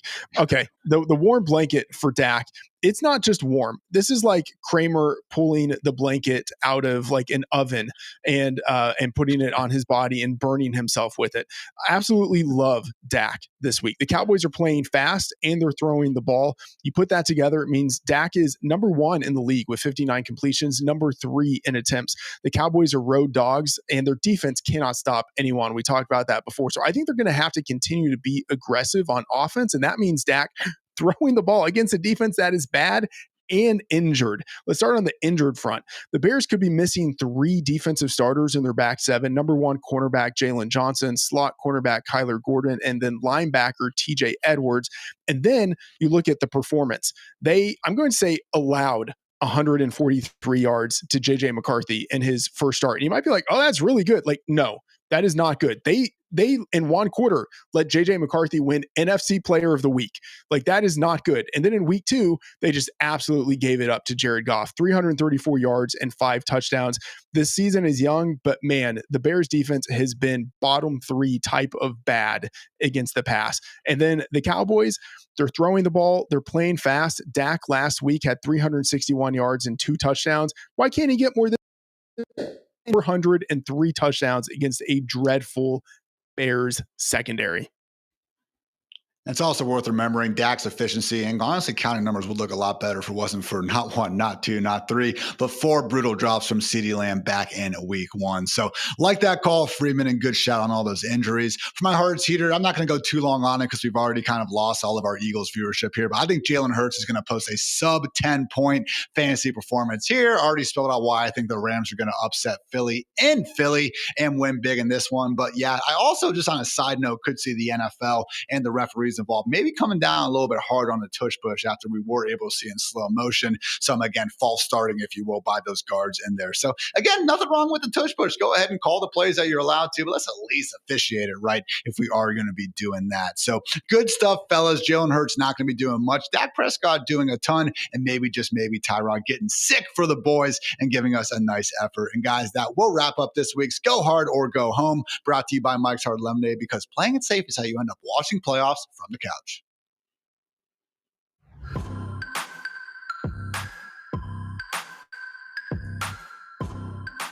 Let's talk some tight ends. Of course, we will be updating this with some of the injury news, but for now, we have Trey McBride sitting atop the poll, Brock Bowers number 2, Tyler Warren tight end 3, and Tucker Kraft rounding out the top 4. Sam Laporta, Juwan Johnson welcome into the top 6, Travis Kelce, and old man Zach Ertz doing his thing at tight end 8, Jake Ferguson, Kyle Pitts, David Njoku, and TJ Hawkinson rounding out the top 12. Keep an eye on Kyle Pitts' toe. He was limited in practice as well there. But guys, we are going to be sticking things off with that tight end 6, Juwan Johnson going for against the Seahawks this week.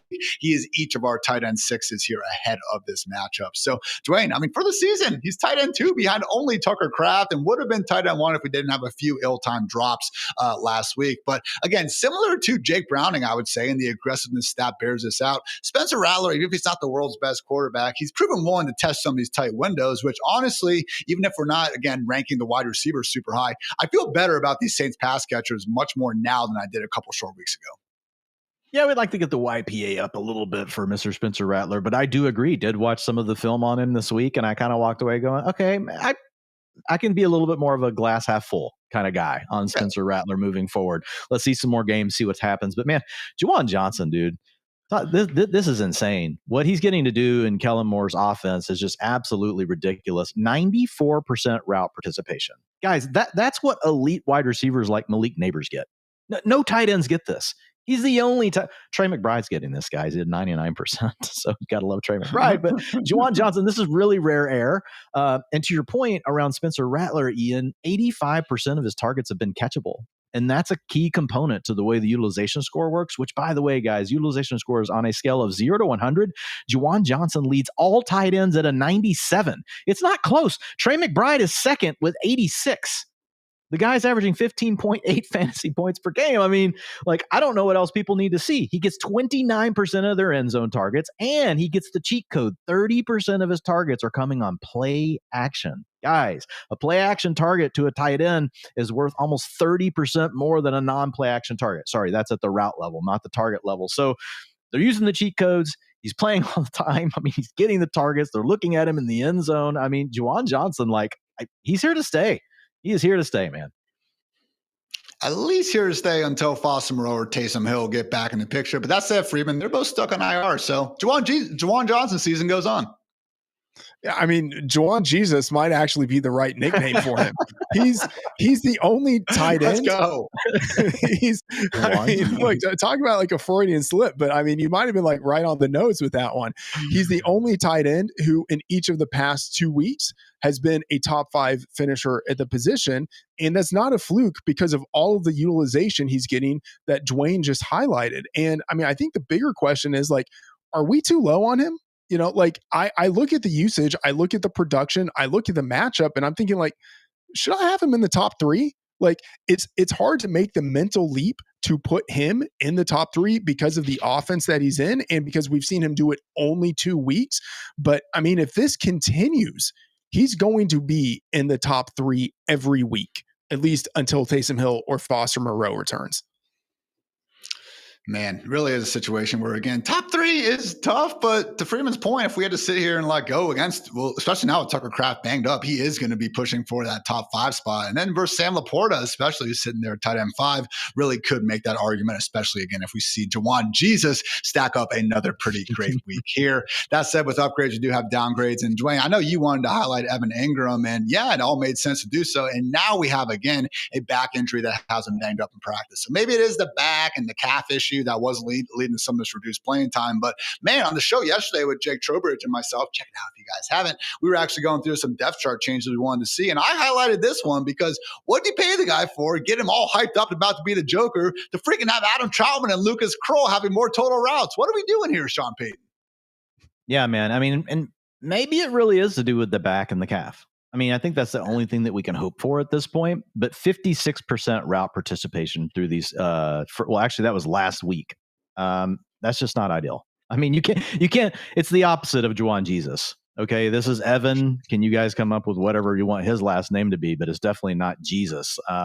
So yeah, he has to be on benches. He plummets to tight end 21 for me this week.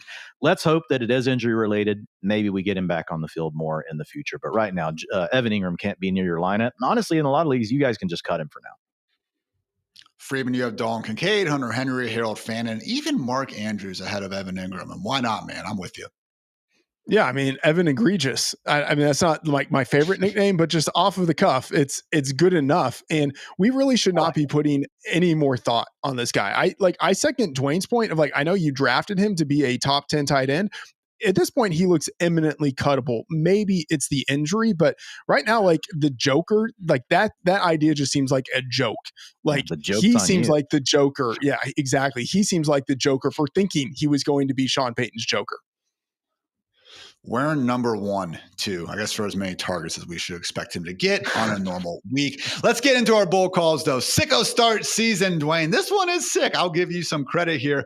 Bears tight end Cole Kmet against the Cowboys. Let's go. Absolutely sick. Like this is like flu game. Okay, guys, I'm talking. You are playing in a nasty sicko league. You're playing in one of these leagues with Ian, where you got 32 teams. Okay, this is the kind of situation you're in. He's rostered in 2% of Yahoo leagues. He's starting 0% of the time appropriately. Pretty sick. Okay. But I figured I'd go deep on this one. You know, I've had people reach out and they're like, "Hey man, give me some even deeper ones in the sicko." So I'm going as deep as I can go here, guys. Let's look at it. Cole Kmet, he's the starting tight end right now for the Bears. I get it. Colson Loveland, round 1 pick. We like him. We assume Colson Loveland eventually does get more of the workload in this offense. But right now, 74% of the routes have gone to Mr. Cole Kmet, 80% last week. The other thing is we have seen Cole Kmet not too long ago show a capability to score fantasy points. He has shown an ability to come through with these 15 and 20 point games. Now, it's not all the time, but the Bears in an offense that's going to be in this shootout potentially with the Cowboys, and nobody else has really emerged yet. If Cole Kmet's getting the time, I like that. We've got the 5th best team total we talked about on the slate at 25. And then we're back to the Cowboys. They're the number 1 boost to pass catchers at 12.8 per game. So all it takes is they look at Cole Kmet this game. He's on the field. Are you still feeling queasy about this? Yeah, me too. Me too. But you guys said you wanted some really deep plays here, so I went for it with Cole Kmet. And to be clear, guys, I have him as a low-end tight end too. Do you know what that means? That basically means he shouldn't be near lineups. But these are Sicko calls. And so for Sicko calls, we're allowed to do this. And here's the thing. He's going to be on your waiver wire. And we just talked about all these injuries that are going on at tight end. So like if you play in a really deep league, he might be the only thing you have, but he's probably there. Dwain, that was sick. Freedman, yours is a little bit less sick, but not much, man. Talk about another warm blanket. This one for Titans tight end, Chike Okonkwo. Yeah, I talked about him on the Chop Pod with Charch. I think it's a situation, and honestly, I don't remember if I talked about him last week on the show. Maybe I did. I definitely wrote about him last week, wrote about him again this week. My opinion on him really hasn't changed. The only thing that's changed is that I feel like I have another data point that backs up my position. Okonkwo, in 2 weeks, has been number 2 among the Titans pass catchers with an 81% snap rate, a 79% route rate. Those numbers, along with his 18% target share, like they put him the borderline of tight end 1, but he's not at all valued that way in the super majority of leagues. And the problem is that his production hasn't matched up with his usage. But I think that means that we have the opportunity to trade for him or pick him up off of waivers before he breaks out. And he could do that this week. The Colts last year were number 2 largest fans allowed to tight ends. The only team that was worse than them last year was the Bengals, whose defensive coordinator is now the play caller for that Colts defense. I have Okonkwo as my only tight end in the company guillotine league. And let me tell you something. I'm not worried about getting chopped by you losers because of Okonkwo. I might get chopped because I have AJ Brown, but not going to get chopped because of Okonkwo. So, of course, I'm not really worried about anything in life except getting off of this show in time. But Okonkwo, I love this call value. I think this is a great one, and he is due for positive regression as a tight end guy. So he would definitely be ahead of Cole Kmet. And the Colts, who you just mentioned, Freedman, play zone coverage 81% of the time, by far the most, not by far, the most in the league, though. They play a lot of shell coverage. What does that leave open? The underneath stuff that mostly what Chig's running. So love this call. Yeah. It was a good call, and he was due for a nice bounce back until Freedman had to tempt the fate of those guillotine gods. Good luck, Freeman. I'm happy I'm not you this week, man. Time for the hardest heater before we get to your guys' start sit questions. I'm going with Bucks tight end Cade Otton going for 80 yards and a touchdown against the Jets. Jets. Again, kind of talked about in the open, so to go too deep. But yes, guys, 4-game stretch last year with Mike Evans and Chris Godwin out. Not exactly what we're dealing with right now, but no Godwin and seemingly no Ibuka, although we'll see what happens there. Had 10, 11, and 8 targets, averaged 73 yards per game, had 3 touchdowns for his trouble. So yes, I don't think Cade Otton is this phenomenal real-life tight end or anything, but when you have enough wide receivers get injured, I do think that'll be enough for Baker to pepper his guy, hopefully find his way into the end zone against the Jets defense that, let's face it, looked pretty lost against the position against the Steelers a couple weeks ago. Not exactly a group that I'm overly afraid of with anything except when it comes to whoever Sauce Gardner is covering. So with that, guys, going to wrap up the analysis here on the Fantasy Live Show. We appreciate you guys tuning in as always. Let's get into some start sits.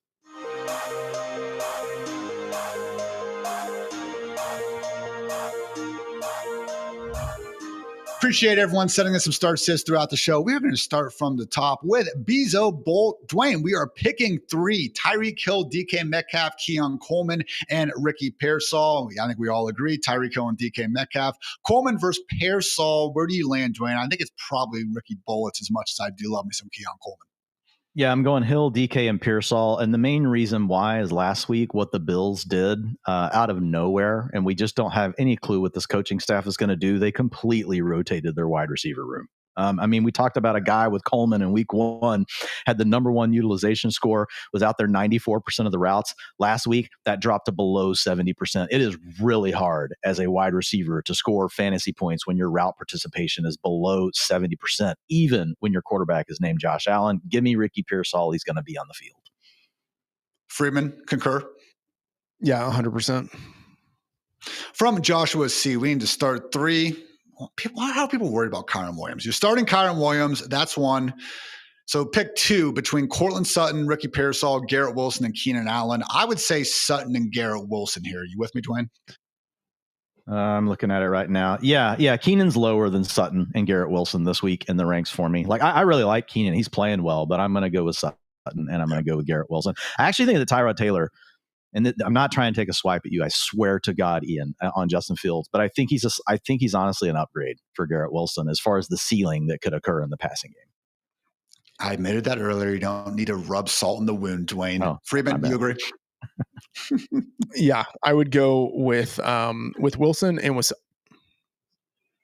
From Joshua C. Okay, that was the same one. Appreciate you, Joshua. From Jerry Medina, PPR need an RB2, Pacheco, Tracy, or Judkins. Ooh, I do not envy your predicament here, Jerry.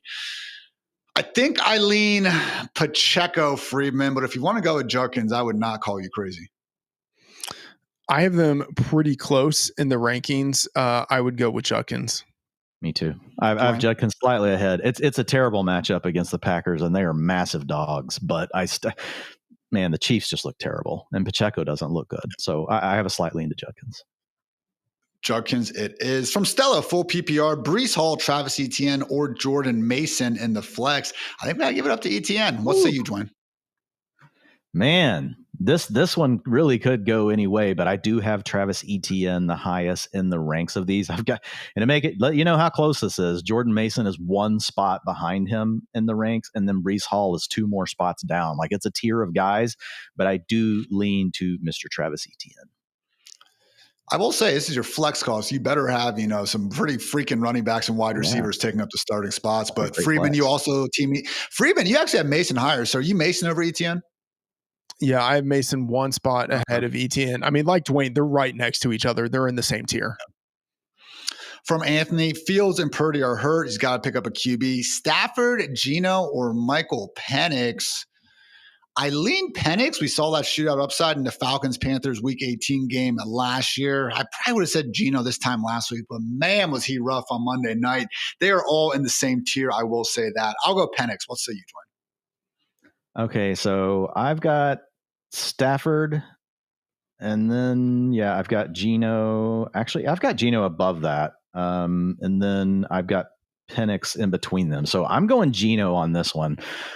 Geno did have a bad game, but it happens. Like, people have bad games. He was still pushing the ball down the field. They're throwing the ball a lot, and their weapons like Michael Mayer, Brock Bowers should be another week healthier. So I lean Geno, but it's another tough call. This is a big tier of guys. I have Penix.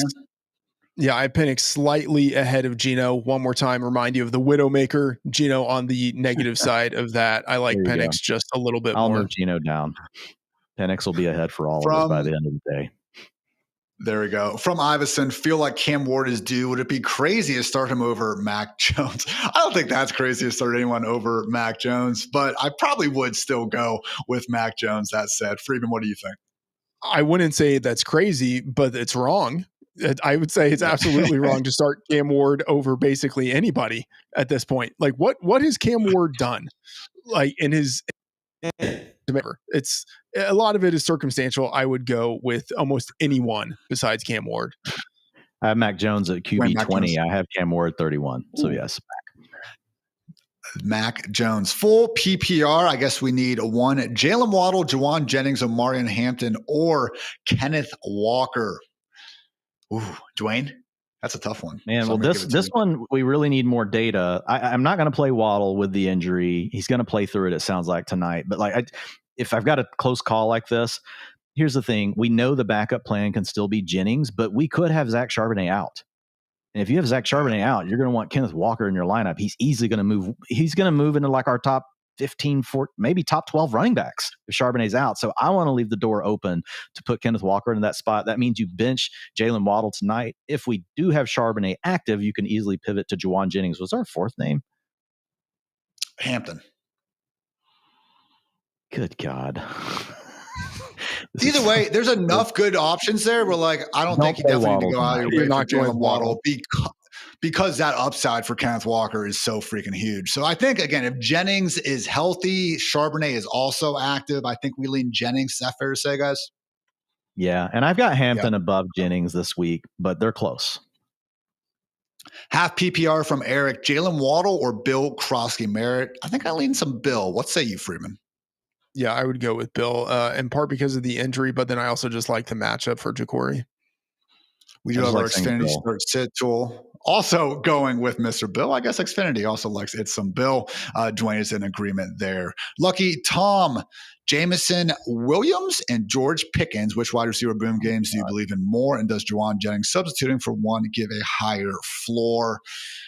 In this case, man, I'm going George Pickens. I just think it's a great spot. We've gotten all the end zone targets and the air yards and the deep balls volume, guys. He leads the NFL, and George Pickens has more defensive pass interference yards than any other NFL team as a whole. I know we don't get fantasy points for those, but I'm telling you, those opportunities are on the table. Dwain, George Pickens over J-Mo and Juwan. Can we get the Sheesh report back with this great information? I used it every week when I did my ranks. You do talk about it some in your rankings article, so I appreciate that. Your early rankings, which I love. I have J-Mo one spot ahead, but I have no conviction about it, to be honest. Like, they're both big play guys. I think I'm good with Pickens as well, Ian. I don't need to make it difficult. I have J-Mo one spot ahead. Freedman, Pickens. I have Pickens 2 spots ahead of J-Mo. And like Ian, unrealized air yards, you used to track that, talk about that in the Chiefs report. Like the DPI yards, those are like the ultimate unrealized air yards. Like absolutely love it when we get that information. I am adding the Sheesh report as one of my 10 things that I get to. But yeah, guys, again, you know what? I'm just not even going to say it. I'll just get in trouble. Harry Halo, need 2 wide receivers. Devonta Smith, Ricky Pearsall, Chris Olave, and Calvin Ridley. Not Devonta Smith. Again, kind of talked about the downgrades from that today. Ricky Pearsall, if Juwan Jennings is out, I definitely think jumps up into here. He might be in there already. I would lean, I think, Pearsall and Olave. What say you? Who is the 4th guy? Ridley. Sorry. Ridley. You're good. Yeah, I'm out on Ridley. I love what we've seen out of Olave in terms of the utilization. I think he's going to have a big game at some point. So yeah, I agree with that. Yeah, Olave, I'm on board. Man, he had a rep last week. He put the corner in the freaking dirt on a double move. Unfortunately, ball just got on him a little fast. But I do think Dwain, for like the 30th year in a row, Chris Olave is a pretty nice buy low right now. He's a good player. He's playing more from the slot. They've brought the ADOT down. That brings the catchable targets up. So you're losing some of the deep shots he used to get, which were amazing. The unlucky run he was on those deep shots where he cooked people and then his quarterback overthrows him by 10 yards. I don't know that anyone had more of those than Chris Olave. Ian, you would know better than anybody because you put those reports together. But yes, I'm good with Olave. PPR flex, Wilson or Pickens. I believe are all team Garrett Wilson there. Also Hampton or Golden. It would still be Hampton for right now, although certainly feeling better about Golden with Jaden Reed out. Tim has got Sutton, Waddle, Coleman, Juwan. That's a lot of names, man. Hold on. I got Sutton and Jennings. I'm sorry, I can't break that down. Crypto Raccoon, though, Denver tight end or Tennessee tight end. Yeah, Chicky Okonkwo, we've gone through that. That's good. Yeah. Best of luck to our Raccoons and on crypto. Anthony wants to know, we already answered that. Must-win week, thin at running back, need to play Pacheco or Tootin. It's getting closer. Man, I think I still lean Pacheco, though. Dwain, what say you? Yeah, I still have Pacheco slightly ahead, but it is getting closer. What I would say is if you have a gut feel on this one, go with it. That's what I would tell you. I know that's not what you're looking for. But it's close enough to go. These are coin flips, man. These are coin flips on some of these players. You agree, Freeman? I would go Pacheco, but I don't have a strong opinion on it. Yeah. Do you have a strong opinion on Hampton or Travis Hunter in 0.5 PPR, Freeman? Hampton, but Travis Hunter might not play as much on offense as he did in week 1 because the Jags have some cornerback injuries. And so he didn't play as much in week 2 on offense as he did in week 1 because he had to play more on defense. So that's something to monitor. By the way, I think PFF's in the cool. Someone's going on PFF. I saw with my own 2 eyes Travis Hunter give up the slant to T-Mac and then Jamar Chase had a catch. Unless the T-Mac call out a penalty. But PFF only claims he's given up 1 reception. That is wrong. Cedric Wright, Josh Downs or Romeo Doubs and flex PPR. I think I lean Doubs here given the Packers injuries. Dwain, what say you? Feel free to say a name. Don't need to go on a rant about Romeo Doubs. No. Yeah, I Is it your birthday? I'm fine with Dobbs. I would say if for some reason Tyler Warren is out, that would swing me to Downs. Starting 2, Waddle, Dobbins, Pearsall, and Hollywood full PPR. I feel like that's Dobbins and Pearsall. You guys can nod your heads if you agree with me there. Correct. Yep. Great. Sounds good. Jose Rodriguez, Drake London, or Tedero McMillan. Drake London, but it's getting closer. Dwain, you still Drake London though? London is just an absolute beast. I think he was playing through the injury last week, or another week past that. We saw what the two did in week one, man. Like I'm going Drake London. Freeman, Waddle, or Quentin Johnston?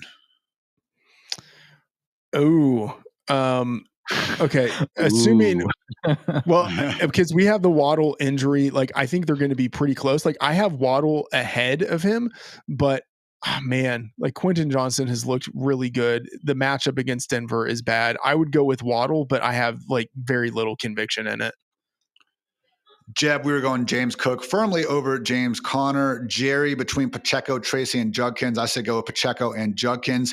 Anthony, I again think Penix is going to be your best bet among Stafford, Tua, and Geno. Finally, guys, last one here from Jacob. Tyreek Hill or Courtland Sutton?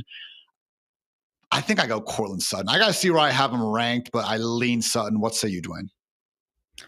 Yeah, I've got Courtland Sutton. I'm looking right now. Sorry, guys. Like I actually try to stay true to like what I have here in my ranks. And some of these, though, they're so close. I do have Tyreek Hill ahead of Courtland Sutton. Yeah. Tyreek, man, getting to play from the slot.